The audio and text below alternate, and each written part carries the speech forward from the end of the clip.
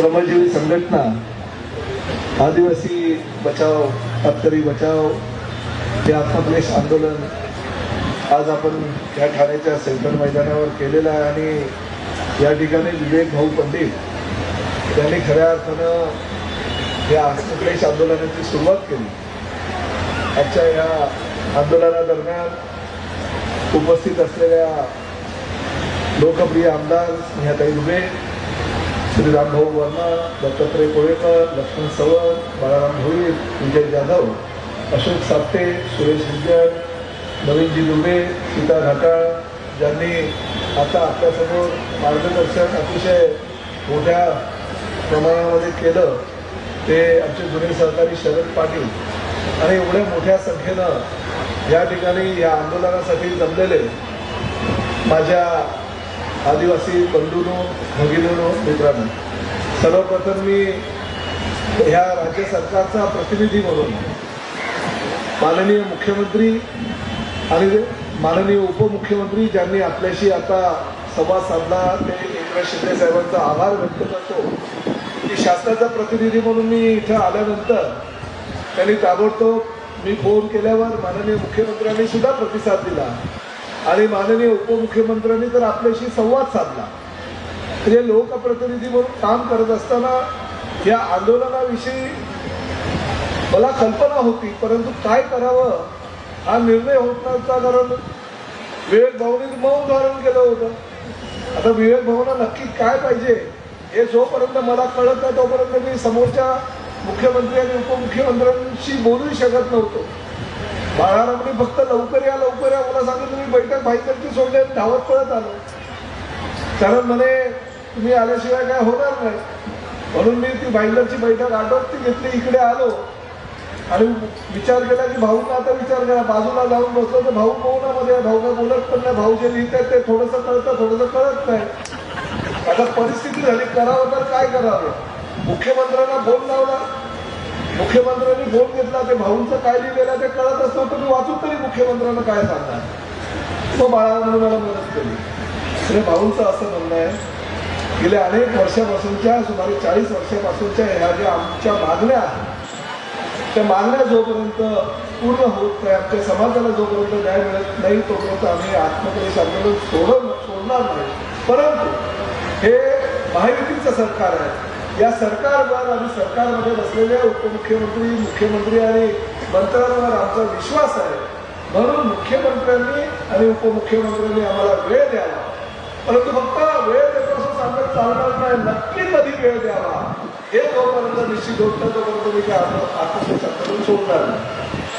मग मी मुख्यमंत्र्यांशी बोललो, त्यांना सांगितलं साहेब आपल्याला वेळ द्यायला हवा, तर नंतर हळूच चिठ्ठी दिली की वेळ आणि तारीख किती, आता फोन तर ठेवला होता, आता कुठं दुसरा फोन कोणाला करायचा, मग शिंदे साहेबांना केला, त्यांना सांगितलं असं असं आहे, मंगळवारी कॅबिनेट आपली होतेच, कॅबिनेट संपल्यानंतर मुख्यमंत्री पण तिकडे मंत्रालयामध्ये असतात, सगळे मंत्री पण असतात आणि तुम्ही असतात, आपण वेळ भावना मंगळवारची वेळ दिली आणि त्यांनी ते ताबडतोब मान्य केलं आणि मान्य करून फक्त ते थांबले नाही तर त्यांनी सांगितलं विवेक भाऊ तुझे थोडंसं मौन बोलू तर शकत नाही तुमच्याशी, मग तुम्ही डायरेक्ट जे विवेक भाऊंचे अनुयायी आहे 40 वर्षापासून ज्यांचं नेतृत्व विवेक भाऊ करतात त्यांच्याशी डायरेक्ट बोला, म्हणून ते तुमच्यासोबत या माईकच्या माध्यमातून बोलले आणि मंगळवारी दुपारी कॅबिनेट संपल्यानंतरची वेळ म्हणजे अंदाजे 2 वाजताची वेळ जी आहे ती विवेक भाऊंना तुमच्या समस्या सोडवण्यासाठी दिलेली आहे। मला खात्री आहे राज्य सरकार गोरगरिबांचं आहे, हे राज्य सरकार कष्टकऱ्यांचं आहे, हे राज्य सरकार आपल्या आदिवासी बंधू भगिनींचं आहे आणि निश्चितपणे आजपर्यंत ज्या विवेक भाऊंच्या मार्गदर्शनाखाली आम्ही सभागृहामध्ये काम करतोय, काही अडचण आली तर विवेक भाऊंशी आम्ही बोलतो आणि फोन करून त्यांना विचारतो होता भाऊ अडचणीत आहोत काय करायचं, उत्तर द्यायचं आणि प्रश्न विचारायचं। ज्यावेळेस विरोधी पक्षात होतो तेव्हा प्रश्न विचारण्यासाठी घेऊन करत होतो, आता सत्ताधारी पक्षाचे मंत्री आल्यानंतर उत्तर काय द्यायचं विरोधकांना म्हणून बोलतो। म्हणजे एकमेव व्यक्ती आपली अशी आहे की ज्यांच्याकडे प्रश्न पण आहे आणि प्रश्नाचं उत्तर पण आहे, त्यामुळे अशा एका व्यक्तीनं जर आत्मक्लेश आंदोलन केल्याशिवाय तेही आमच्या या आदिवासी बंधू भगिनींसाठी आमच्या दृष्टीनं तर स्वागत करायला नाही। त्यामुळे मी आपल्या माध्यमातून मुख्यमंत्र्यांशी आता चर्चा केलेली आहे, त्यांनी वेळ दिलेली आहे. माननीय उपमुख्यमंत्र्यांनी आपल्याशी संवाद साधलेला आहे. मी आदरणीय विवेक भाऊ पंडितांना हात जोडून विनंती करतो की राज्य सरकारचा प्रतिनिधी म्हणून आपण केलेलं आत्मक्लेश आंदोलन हे आमचं आंदोलन आहे.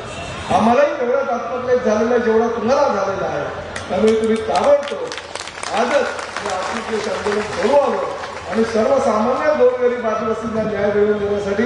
मंगळवारी मंत्रालयात यावं अशी विनंती करण्यासाठी या ठिकाणी आलेलो आहे. परत एकदा आपल्याला आत्मक्लेश करावं लागलं याबद्दल शासनाच्या वतीनं दिलगिरी व्यक्त करतो आणि इथेच थांबतो. जय हिंद, जय महाराष्ट्र, जय आदिवासी.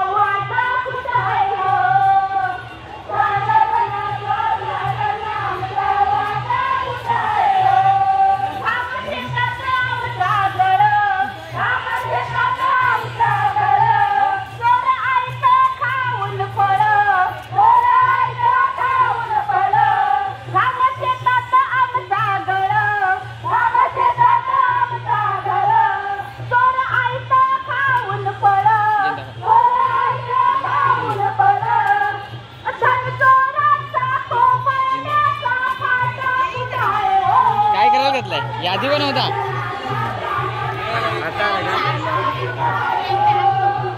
कुठं आहे रे.